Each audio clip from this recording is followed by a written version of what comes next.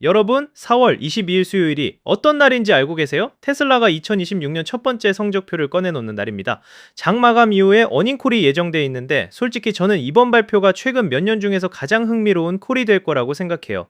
그 이유를 지금부터 하나씩 풀어드릴게요. 처음 오신 분들은 구독 버튼 한 번만 눌러주시면 감사하겠습니다. 자, 먼저 숫자부터 짚어볼게요. 테슬라가 직접 공개한 자료가 있거든요. 회사가 골드만삭스, 모건스탠리, 웨드부시 등 20개 주요 셀사이드 애널리스트들의 추정치를 모아서 컨센서스 형태로 정리한 건데요. 이 데이터에 따르면 2026년 1분기 평균 매출 전망치는 약 214억 달러입니다. 우리 돈으로 환산하면 대략 28, 29조 원 규모예요. EPS, 그러니까 주당 순이익 기준으로는 GAAP 기준 0.16달러, BGAP 조정 기준으로는 0.33달러가 컨센서스로 잡혀 있어요.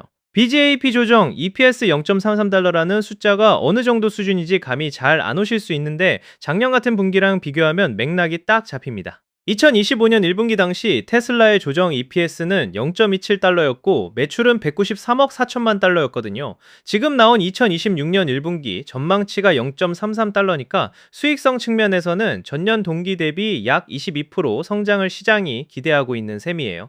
매출도 193억에서 214억으로 10% 넘게 올라가는 구조고요. 그렇다면 이 성장의 바탕이 된 건 뭘까요? 바로 1분기 차량 인도 실적이에요. 테슬라는 올 1분기에 총 35만 8,023대를 인도했습니다. 처음 시장이 예상했던 컨센서스가 36만 5,645대였으니까 약 7,600대 정도 미달한 거예요. 퍼센트로 치면 2% 남짓 아래로 떨어진 건데 절대적으로 보면 전년 동기 대비로는 약 6.3% 성장한 수치입니다. 완전한 실패라고 하기엔 억울하고 완전한 성공이라고 하기엔 살짝 아쉬운 그 중간 어딘가에 있는 결과예요.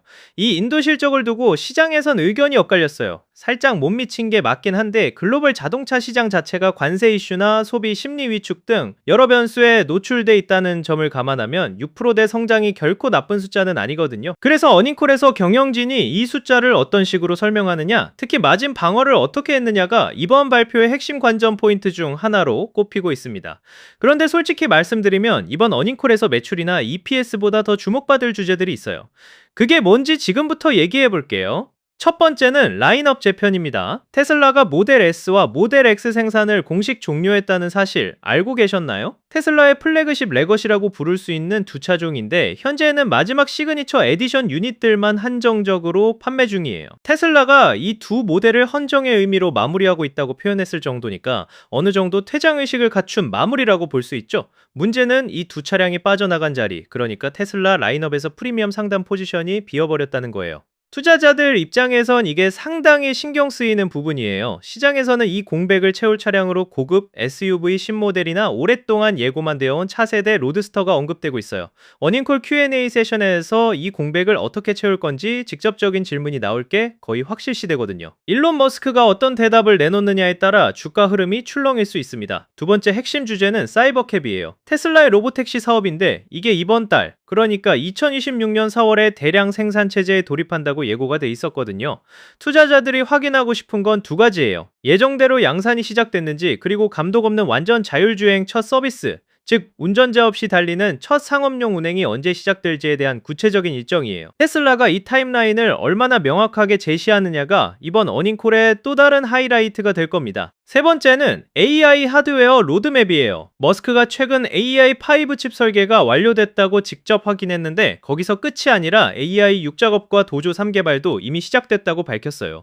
AI5, AI6, 도조 3 이 이름들이 낯선 분들을 위해 잠깐 설명하면 테슬라는 자체 AI 가속기 칩과 슈퍼컴퓨터 클러스터를 개발하고 있는데 도조는 그 대형 AI 훈련용 슈퍼컴퓨터 시스템 이름이에요. 자동차 회사가 자체 AI 칩을 설계하고 차세대 세대를 이미 개발 중이라는 게 놀랍긴 하죠. 이번 어닝콜에서 이 로드맵에 대한 더 구체적인 업데이트가 나올지 지켜봐야 합니다. 네 번째, 그리고 어쩌면 가장 많은 분들이 기다리고 있을 주제는 바로 옵티머스예요. 테슬라의 인간형 로봇 프로젝트인데요. 현재 테슬라 공장 내부에서 옵티머스가 실제로 작업에 투입되고 있다는 얘기가 나오고 있고 올해 안에 양산 가능한 프로토타입이 공개될 수 있다는 루머가 돌고 있어요.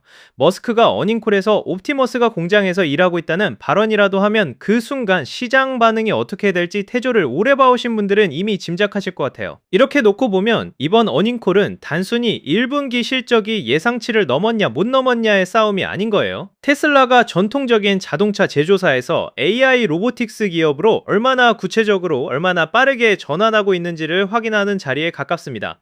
214억 달러 매출과 조정 EPS 0.33달러라는 숫자는 출발점일 뿐이고 시장이 진짜 원하는 건 2027년까지 이어지는 하드웨어 중심 로드맵의 구체적인 그림이에요. 4월 22일 어닝콜 이후에 저도 빠르게 내용 정리해서 올릴 예정이니까 알림 설정해 두시면 놓치지 않으실 수 있어요. 오늘 영상이 도움이 됐다면 좋아요 한번 부탁드리고 다음 영상에서 만나겠습니다.